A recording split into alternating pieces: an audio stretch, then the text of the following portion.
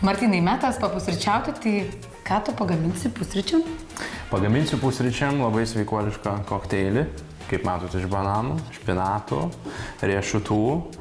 Labai svarbus ingredientas žiedadulkės, truputėlį dribsnių, aišku, ir vanduo. Aha, tai čia tas kokteilis, kuris tau suteikia energijos prieš tavo pasirodymus. Būtent, ir jis mane palaiko dabar ruošiantis mano pačiam didžiausiam metų koncertui Lietuvoje. Jau gruodžio mėnesį pristatom labai didelį Classic Live show, į kurį kviečiu ir visus laidos žiūrovus, ir tave pačią.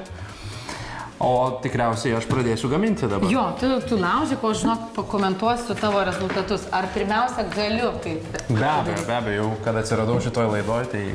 Taip, tai žinok, aš tave galiu nudžiuginti, tu esi jaunesnis nei esi. Nejaugi. Ar sakyti tavo amžių?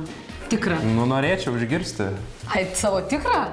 Tavo tikras amžius yra 25 metai, tu žinai šitą, o Tikrai? Biologinis amžius yra 18. Wow. Tai čia yra labai geras, žinok, pasiekimas, rezultatas. Ir kaip matau, iš tiesų,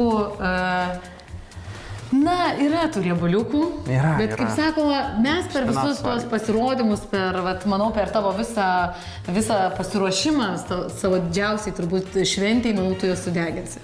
Tikiuosi.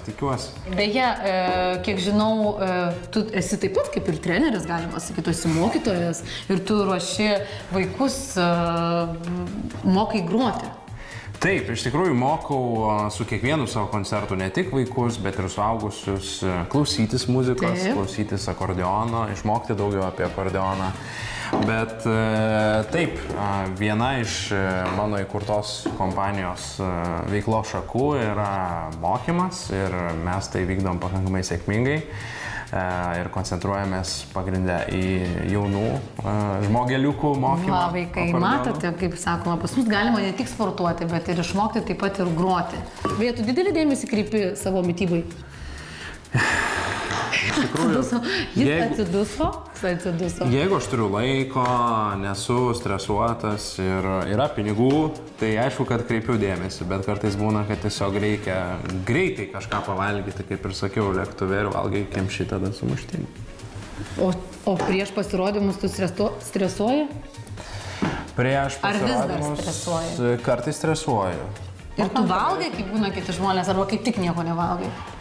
Nėra tokių taisyklių, kad valgyčiau ar nevalgyčiau prieš pasirodymą, bet tikrai į sceną neinu alkanas. Bet prisivalgyti iki nebegalėjimo, tai nemanau, kad padėtų. Jo, ir vandenukų, ne? Per daug ar ne per daug? Nežinau. Kaip baisu. Bet visada galim dar pilti, iš tikrųjų.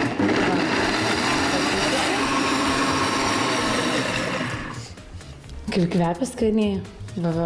Tas ingredientas, špinatai. Tai mėgsti šiaip daržoves valgyti? Mėgstu, jo, labai.